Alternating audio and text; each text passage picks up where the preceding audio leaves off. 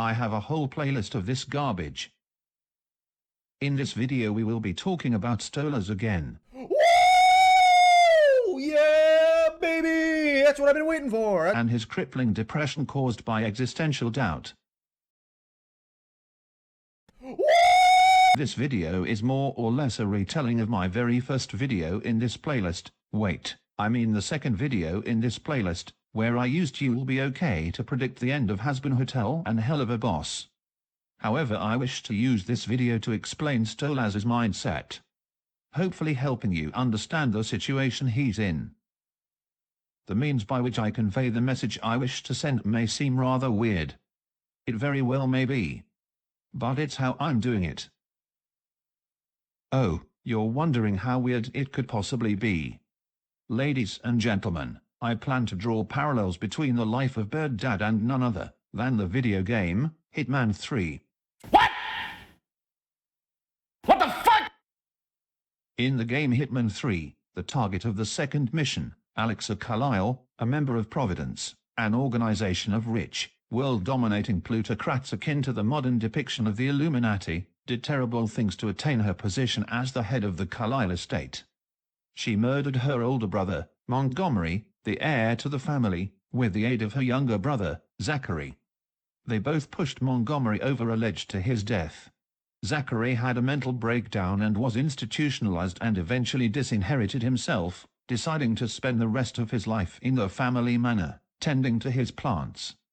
He wrote in his diary that he planned to confess to the murder of Montgomery, and even tried to get his niece to help publish his confession, though via the lie that a friend planned to publish a book. He never got the chance. He died of a poisoning in 2021. Alexa calls in a private investigator to find out how he died, while also letting news get out that she had died, before arriving a day later. Agent 47 can uncover evidence that Emma, Alexa's daughter-in-law, is actually her brother, Montgomery's, illegitimate daughter. Jane, Emma's mother, raised Emma to avenge Montgomery's death by marrying the heir, Alexa's son, Gregory, and killing Alexa herself, thus taking over Alexa's empire. Further evidence shows that Montgomery was planning on turning the estate over to Alexa willingly. If 47 disguises himself as the private investigator, he can accuse a living member of the family, the butler, or Zachary himself via suicide, as the culprit. If given evidence proving Emma killed Zachary and is planning to kill Alexa, as well as Emma being her niece, Alexa will be vengeful, seeking to kill Emma. However, if 47 asks for Alexa's case file on her former boss, the Constant, head of Providence, she will realize who 47 is.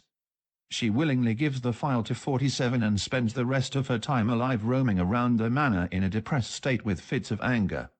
She lowers her guard, putting herself in areas where 47 can easily kill her. She sits down with the dead body of Zachary and talks to him about how all of her scheming was for nothing considering all the family's assets were being stolen by the Constant. If told that Zachary killed himself out of guilt of killing Montgomery, 47 will also give Alexa proof that Montgomery didn't have to be killed for Alexa to gain the estate. He was willing to just hand it over.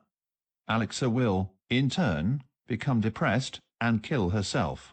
Just as Stolas betrayed his father, God, to attain a domain for himself and his like-minded siblings who wished to be free to sin, so too did Alexa betray her brother for the estate.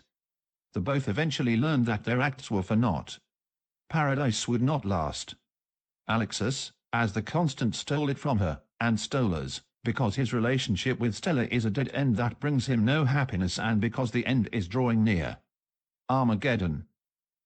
In a way, Stolas is both Alexa and Zachary. Originally a power-hungry fallen angel, but in time, a depressed old man with nothing but his plants to keep him company. And just as the only thing keeping Alexa from offing herself being revenge against her niece, Stolas' only reason for continuing on is to protect his daughter, Octavia. Without Octavia, Stolas would be a shell of a man with nothing in life making him happy. Just an old lost soul tending to his plants until the day finally comes where he dies. I might as well be honest. His presence was always awkward. How do you have a meaningful conversation with a man who only cares about plants? But with her, he has a purpose, a reason to go on. And so for all the time he has left, he shall be there for her. He will do what he can to ensure she is safe, even after the end, no matter the cost, no matter what happens to him.